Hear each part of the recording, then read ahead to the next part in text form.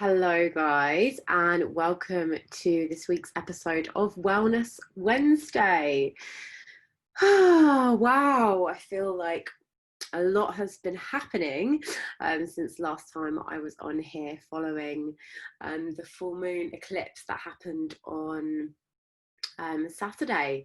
So I'm wondering if you guys at home as well were feeling the energy of that. I know I definitely have been. The full moon in Capricorn, it's definitely illuminated where I need to bring more balance into my life. Which is what I wanted to share with you guys today.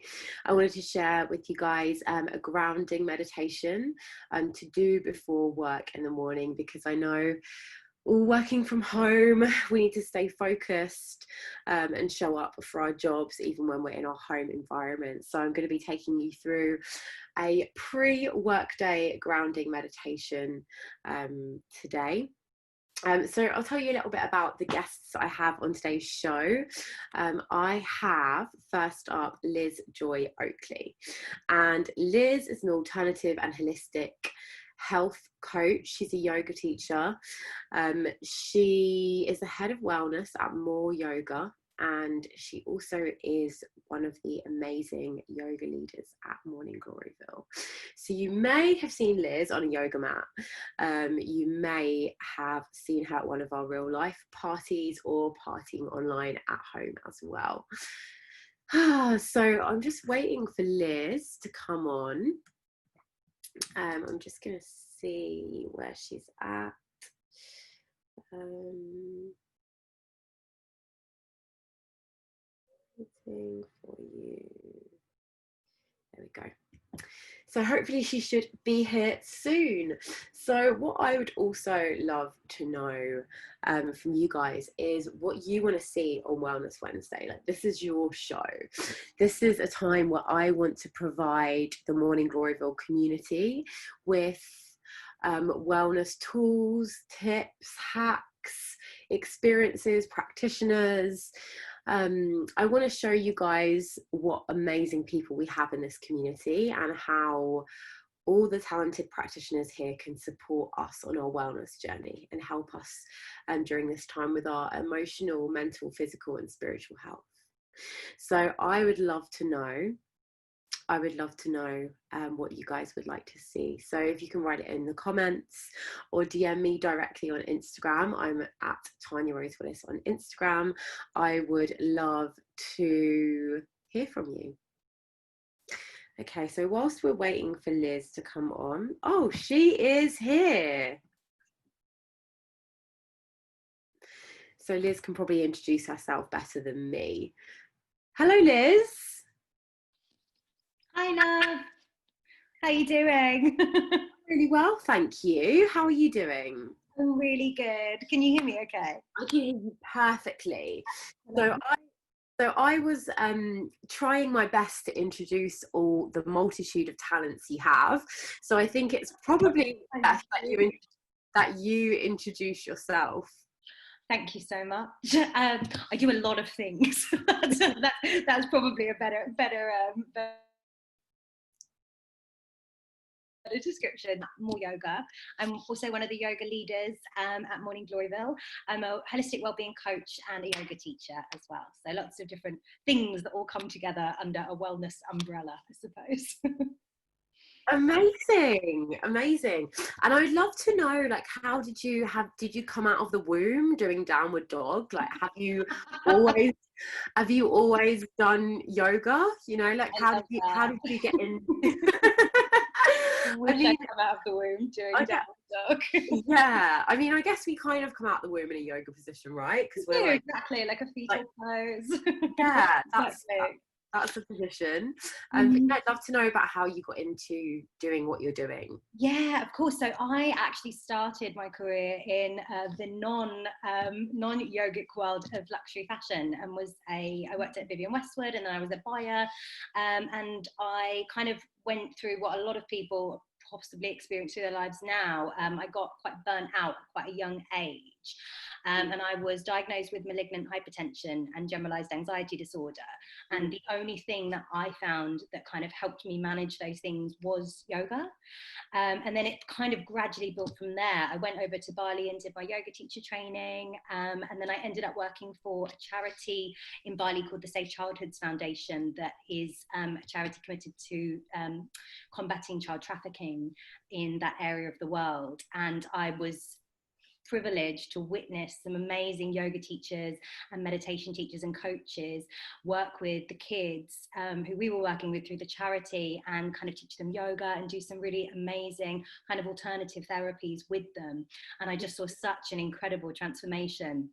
It just really inspired me to kind of bring that into my work as well. And I guess from there, it's just been a bit of a journey through.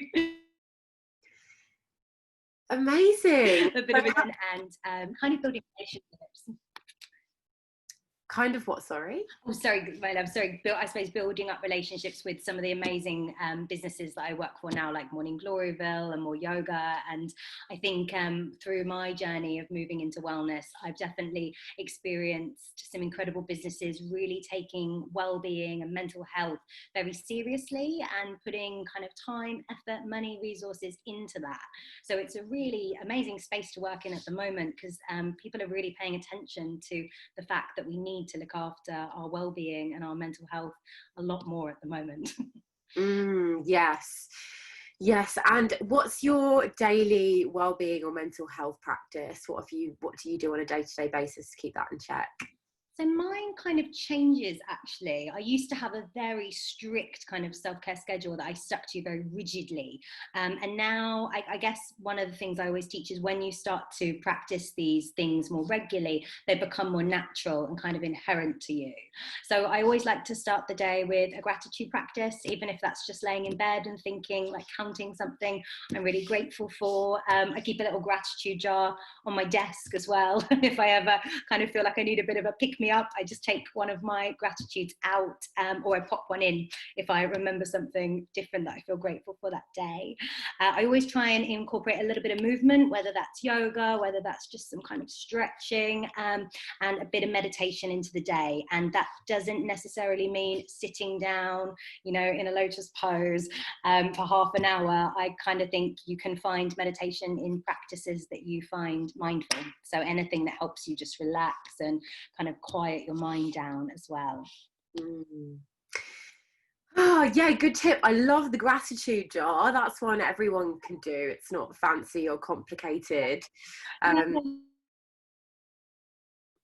Oh, you've paused. Not only at the end of the day in the morning, and it's just a nice thing to be able to come back to, I think, and you can always pick one out. And it might be something really silly, like, you know, a friend sending you a lovely message one day. And it's really nice to remember those things as well, that we can easily forget if we don't kind of keep some kind of record of them.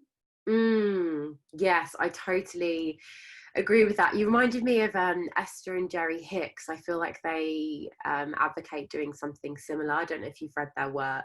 Yeah, no, I have, and I think it is a similar kind of practice. Like a lot of people keep a gratitude diary or a journal as well by the bed, which can be a nice way of doing it too. Yeah, so thank you. It's like reminding me I need to re-pick up their books. There's loads of magic in there.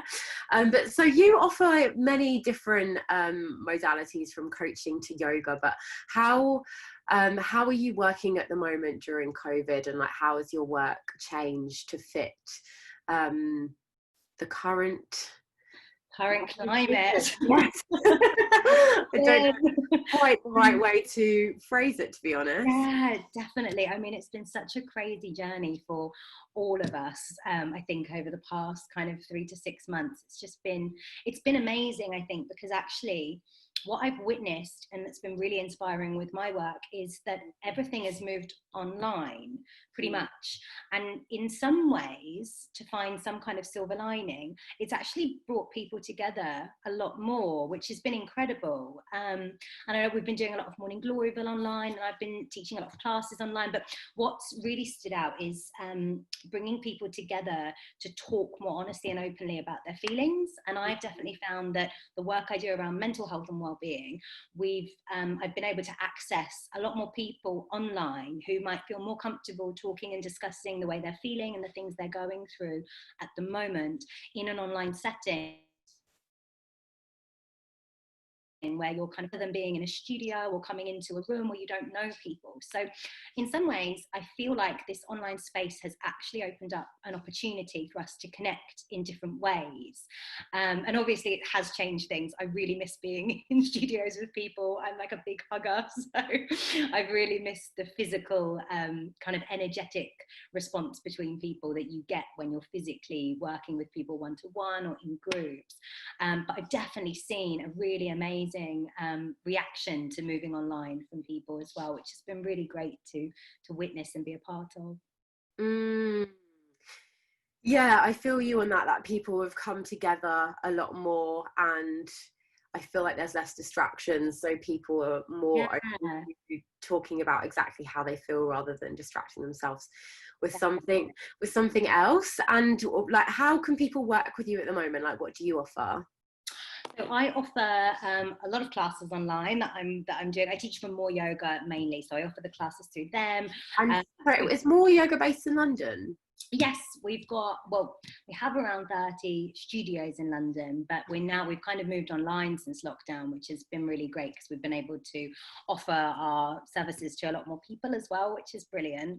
And then I offer wellbeing coaching, which is kind of a holistic approach to looking after yourself and bringing more self-care into your day and into your routine. And I'm a yoga for anxiety teacher as well, so I teach specifically for people who might be suffering with anxiety or stress as well. So I work with people one-to-one or in groups, and I'm just actually at the moment working on some courses and programs to roll out online, which is really exciting, so that people can join from the privacy of their home as well, and from a setting that they feel really comfortable in. Ooh, there seems like so many juicy things there I want to ask you about. I guess I feel like self-love is something everyone can work on. I don't think I've ever met anyone who's like, I love myself, I've mastered self-love, I don't need any more. It's so hard. Yeah. It's a massive journey. It's something I work on every day, even though I feel like I'm someone who's got a high level of self-care. But I would love to know, like, in your self-love holistic health coaching sessions, what are the top 3 tips you give to someone, or what maybe an exercise you give someone to increase levels of self-worth or self-love? Yeah, no, that's a great question. Thank you, my love. I think self-care and self-love are so important. And actually, one of the things I really work with people on is the idea of actually taking ownership of your time and putting boundaries in place. That's something that's actually come up a lot during lockdown, where people are working from home and you don't have that kind of 9 to 5 going into a place, then being able to leave. So I think part of actually practicing self-care and self-love towards yourself is actually putting boundaries in place, so that you don't end up like I did, getting burnt out and really suffering. And I think also I talk a lot about self-care schedules, and having a self-care routine in place. And that doesn't mean just taking like long baths a couple of times a week. That could be part of it, of course.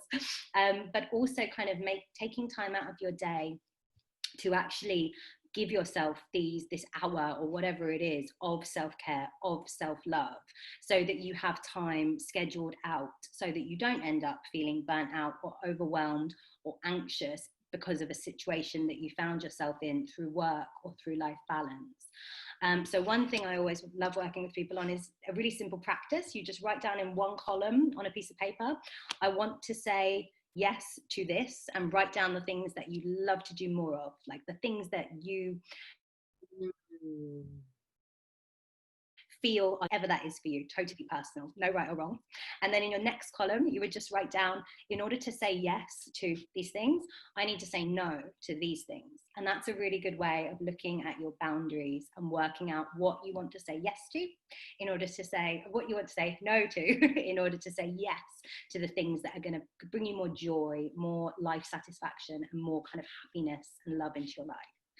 And then my final kind of suggestion would be, to find something movement-based, something physical that you really enjoy, whether that is yoga, whether that is dancing, like Morning Gloryville, just letting yourself go in a room, whether it's running, walking, just finding something physical, because there are so many benefits to having a physical practice in your kind of weekly routine. And if it's something we don't like, we won't do it. It won't bring joy into our lives. So find something that you can enjoy that's a physical practice, or something that's good for your health. Because especially in lockdown at the moment, where a lot of us are spending so much time inside, it's really important to make sure that we're still moving. Really great tips. And I really love that one when you were saying about what you want to say yes to and you need to say no. And I was mentally doing it in my head, and I was like, okay. And you mentioned love, and I was like, okay, so if I want the love, then I need to say no to this. And I was like, helpful. It's just as simple as that. Like we often know the things that are good for us and that we really enjoy doing, but sometimes we just don't have the physical time to do them. And actually it can take just sitting down and looking at your diary and calendar and putting in some time that is something that you can't change. So it's something that you commit to. It's like an appointment with yourself. So, and that can be a really great thing. I normally try and do that. I look at my diary and I put it in yellow for self-care. So I have like a color-coded system going on, but I wouldn't suggest everyone do that. But if you look at your week ahead and you think, oh, amazing, I've got these little sections of self-care marked out for myself. And that's how you can really begin to prioritize your self-care and bringing more self-love into your week as well. Beautiful. What a beautiful thing to coach people in as well. That just feels really like nourishing and lovely. And I'm really interested in yoga for anxiety. I also feel like self-love. I feel like nobody's anxiety free. We all have some level of anxiety, like myself included as well.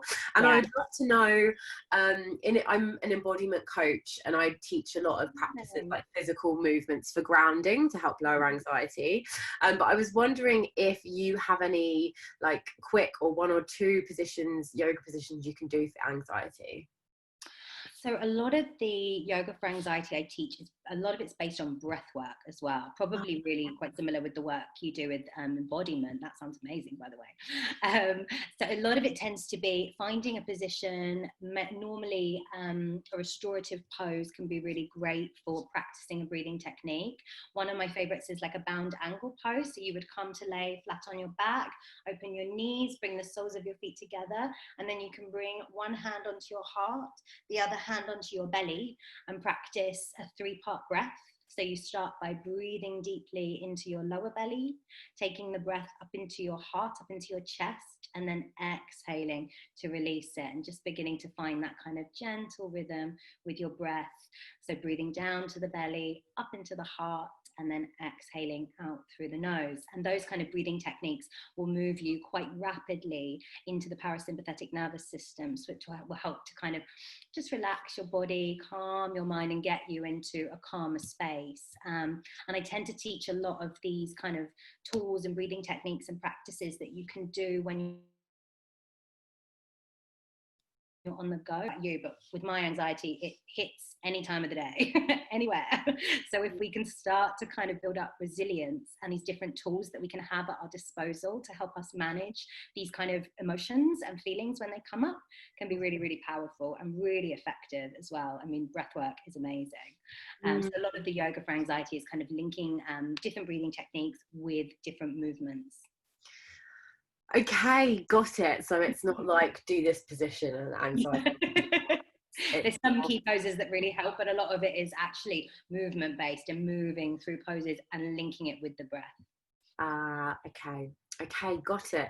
And so you're sounds like you're working on some exciting courses at the moment. So when can people expect those to be up, or if they're interested in yoga for anxiety, like how do they get in touch with you and work with you in that way? How exciting. So I'm actually running tonight a session at the More Yoga Connection Cafe, which is a free weekly session I run around, it's called the Self-Care Club. So very relevant to our conversation today. Amazing. this month we've been looking at anxiety, and these sessions are kind of an opportunity for people to come to demystify mental health. And one of the things that I'm really committed to with my work is tackling the taboo around mental health, because we all have it. Like, everyone has mental health, just as we all have physical health, but we talk about it in very sexual health and spiritual health and all the other taboo subjects. Yeah, like, we all have it, but for some reason they've kind of been, they're these hushed conversations that we have behind closed doors. So the reason I've been running these sessions at the Connection Cafes to get people to share, to talk, to learn a little bit more about their own mental health as well. And from those sessions, it's become really clear that a course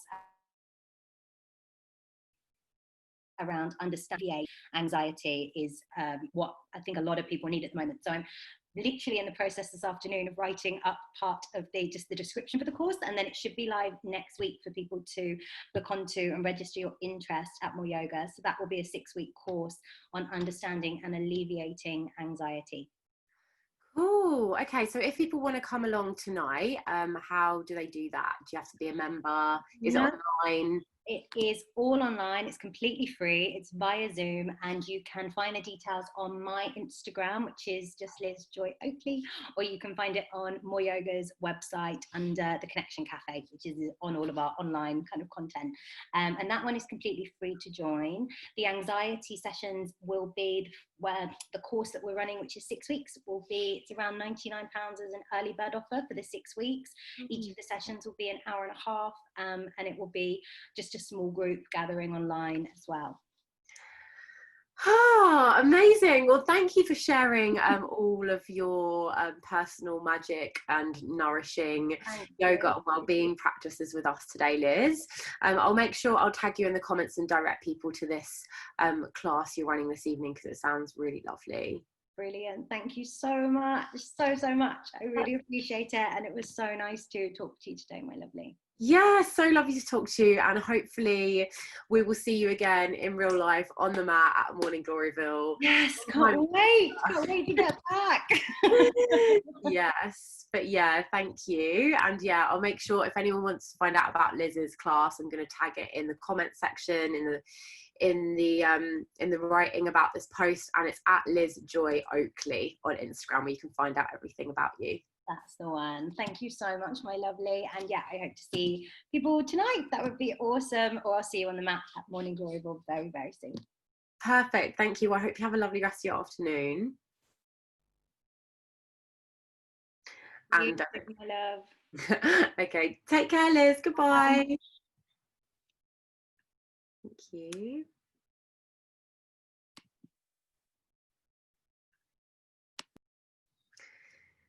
Oh, wasn't that great? Lots of really good self-care tips. And I just want to welcome on our next guest, which is Bambi, head goddess at Morning Gloryville, which you all will probably recognize because I feel like you're part of the sequined ceiling. yeah, I'm definitely part of the features of Morning Gloryville. Yes. And I feel like Bambi, you're like a mystical goddess of like many, many talents. Well, and I never know how to introduce you, because I'm like, yeah, Bambi's a professional goddess. She's a jewelry maker. She's a sound healer. She's a singer. She makes things. So how would you describe yourself? I guess the blanket term would be a creative. I just love small person. I love creating. I love making with my hands. I love making other people happy with the gifts that I've been given. I like to share. So yeah.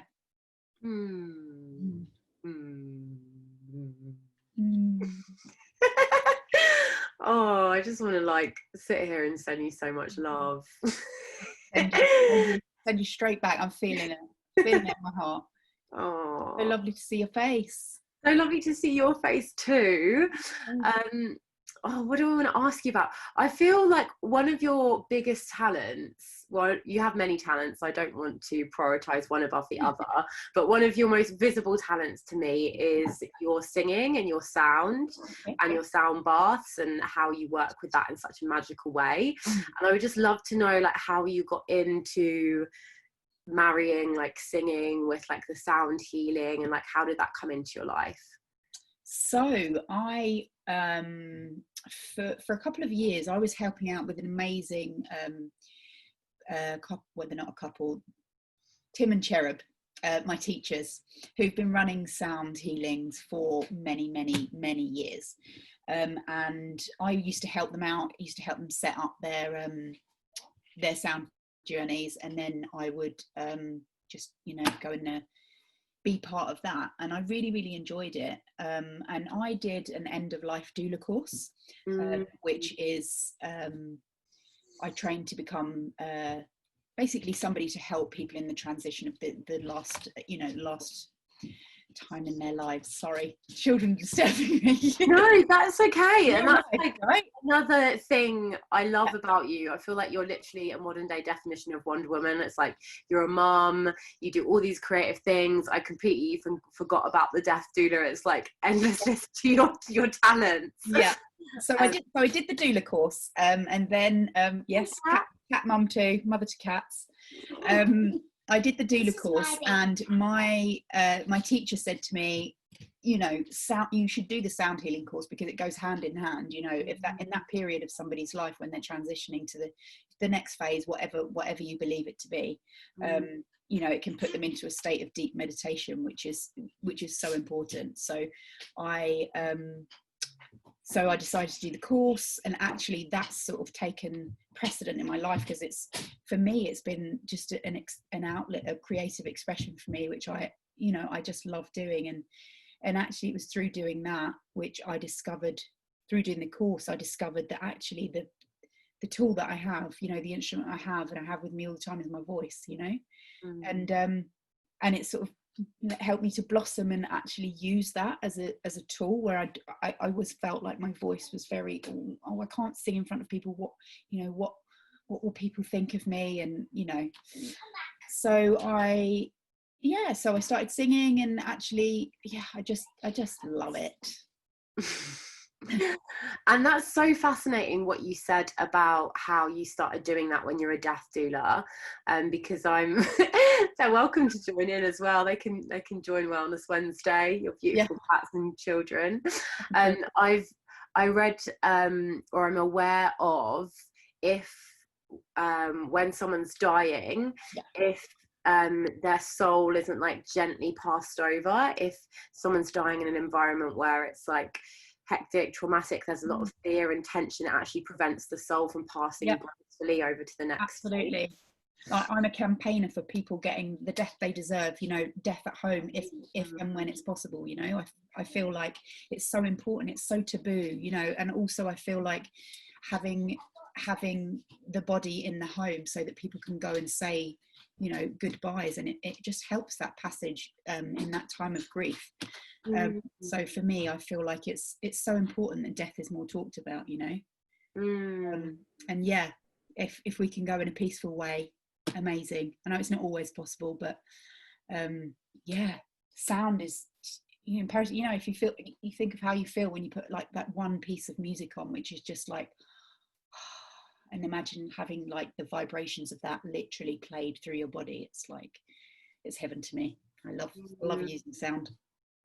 Amazing. And I've never actually asked you much about your role in this. Now we started talking about it, I'm so fascinated. Like, how does being a death doula work? Do people get in touch with you and, you know, work with you if they're aware that someone they love or know is coming towards the end of their life, or like, are you in an agency? Like, how does it work with so it would be one-to-one. Generally there's a team of death doulas, and in London, or you mean like in London? There is in the UK. There's not very many, but I was working with we don't like to call them client, a friend last year, and she was a woman in her 80s, lived on her own in London, had some health difficulties, and she didn't have any family. So she got in contact with me just to be a companion, basically. She didn't know when her life was going to end. She didn't know of a specific time, but she just kind of wanted to have somebody there for if she did, you know, if and when she felt like she was coming to the end. And actually, yeah, I haven't spoken to her for a while, but she's it was amazing. You know, I just used to go over to her house and sit and like chat with her for like 3 hours, telling me the most incredible stories about her life. And then you've got other people, you know, certain friends that work in hospices who aren't legally allowed to do any kind of sound healing or spiritual work in hospices. But I've got a couple of friends that work in hospices who have then passed on my details and said, you know, I could work in that way, a holistic way with them. You know, cancer patients, young people with degenerative diseases, all sorts of things. Yeah, but it's it's incredible. And you know, I just find it so sad in Britain how we don't talk about death, and we don't embrace it, and it can be a really beautiful thing. Like, it really can be the most beautiful, like, time of unconditional love in your life, that transition over to the next phase. So beautiful. I'm finding this topic absolutely fascinating, and I hope everyone else does watching it, because I've realised it's something I've never asked you about, even though we've been friends for a little while. I mean, for me, it's not my main line of work, you know. I have a, you know, like you say, a finger in every pie. I like to do lots of things, so it's not, I envision that being like my main thing, but my sound healing sort of taken a course, and I've gone more towards that way. It's not to say that I don't, you know, when something comes up, I feel like it will naturally come to me, you know, that sort of work. You don't sort of go out looking, oh, anyone know anyone that's dying? It's not kind of that sort of thing. It will naturally come to me. So yeah. Okay, well, that's good to know, and I think it's great to let our community know as well. People may not have known that about you. Because I feel like every time I speak to you, there's like a new facet I'm learning about. I just love learning new things. I just love, you know, getting to grips with so many different things. I just, that's always been me though, really. My life's never boring, and my work's never boring. Everything I do, I absolutely love, you know. Are you a projector in human design by any chance? INFJ. Oh, that's Myers-Briggs. That's slightly different, but don't worry, because projectors love learning, and I'm also a projector, so I was wondering. Well, let's do that. You can do that for me. Yeah, we can find out what your human design. Yes. I have heard of that. People have been mentioning that to me. I think I've probably done it, but I can't remember exactly what it was. Okay, we can find out. But what I've loved about your sound healing is I feel like you've really been able to adapt it well to many different locations and settings.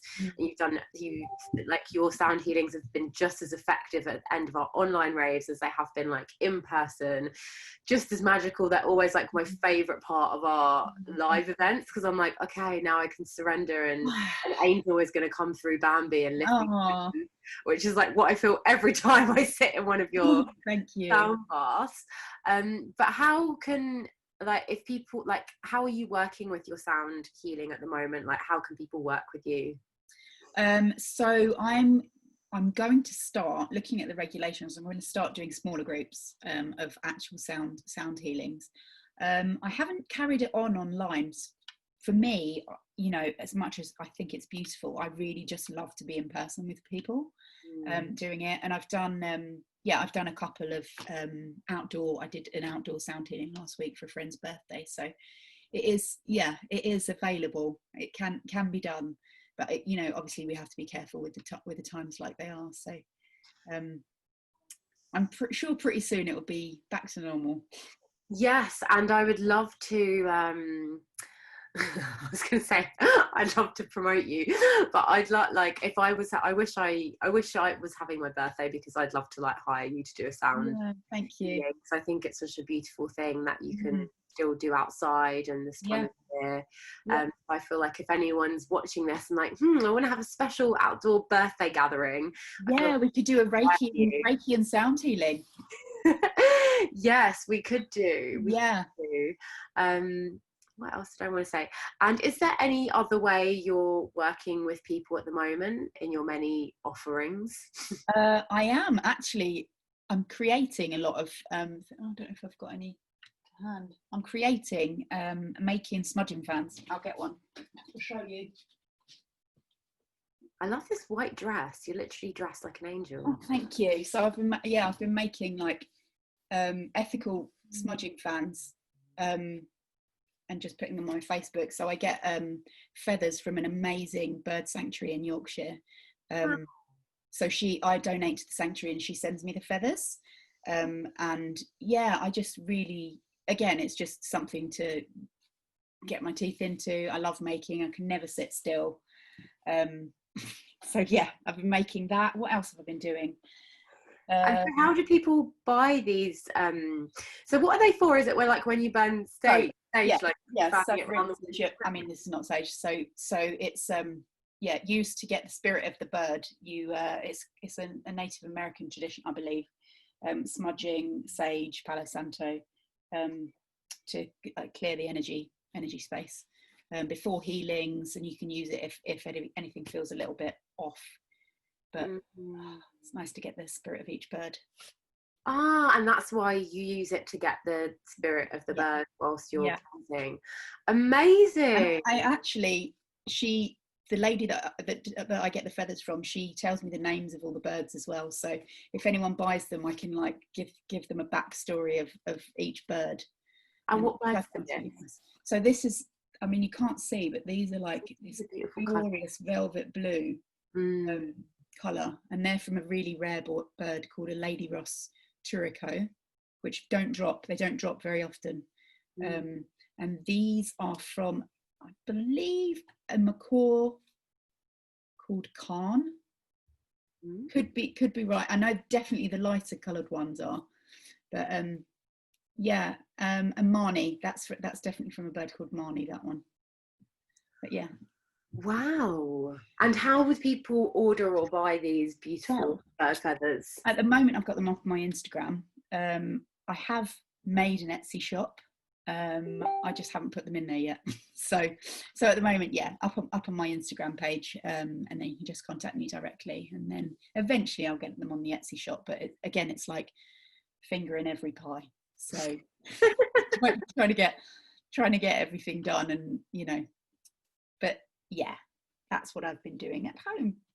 Amazing. Okay, so the main ways people can work with you at the moment is getting in touch for outdoor and special event sound healings and amazing handcrafted bird feather. Yeah. Oh well, I'm also painting rocks as well.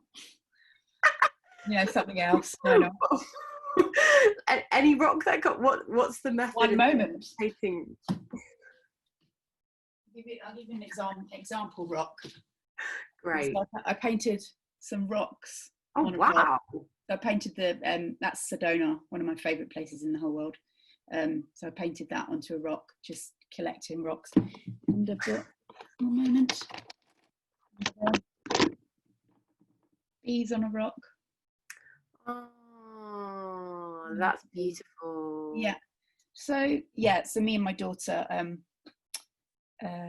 collect rocks from different places, but I've since found that certain places don't like you to take rocks, so we're not going to do that anymore. Okay, amazing. So you do rock painting commissions and create these amazing fan feathers, and I've seen you do beautiful like jewelry as well in the past, so I'm hoping you put that on your Etsy as well. I will do. Crystal jewelry as well.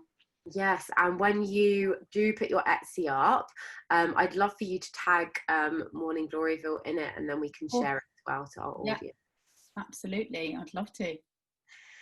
Amazing. Wow.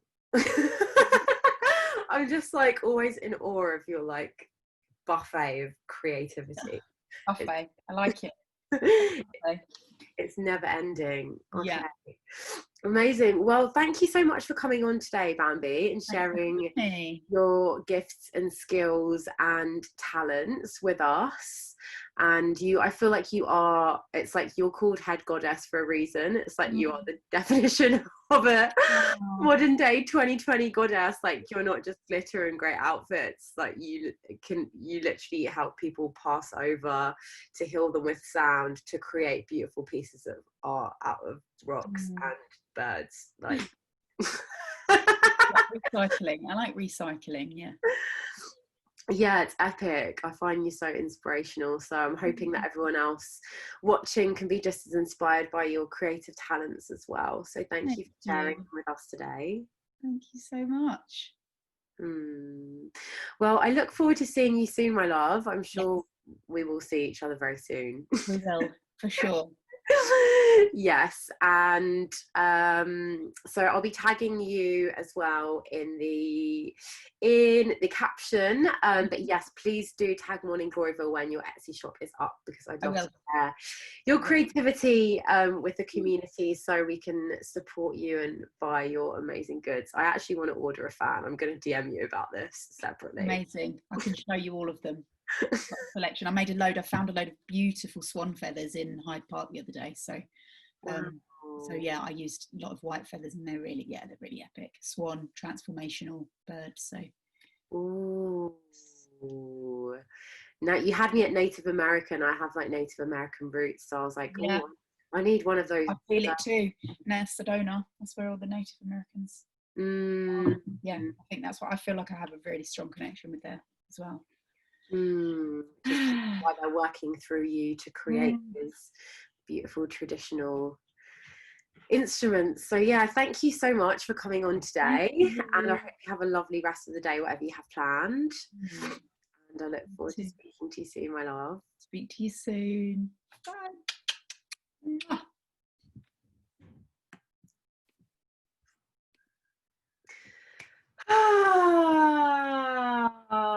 So that was this week's episode of Wellness Wednesday.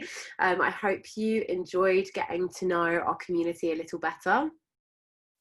I always think it's fascinating to dive in and have a chat with everyone here in the Morning Gloryville community. Like, did you know that Liz does yoga for anxiety? Like, I didn't know. I will definitely be signing up to one of her classes. That's something I definitely need help with.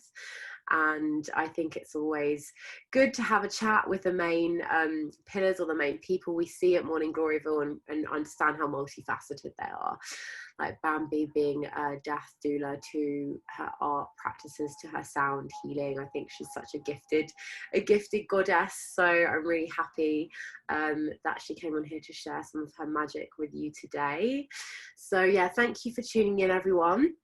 I've decided that I'm going to put my meditation practice for grounding and a focused work day, I'm going to put it in the main Instagram feed, so you guys can have a look at it there. And I look forward to seeing you next Wednesday as well for the next episode of Wellness Wednesday. So take care of yourselves, everyone. Bye.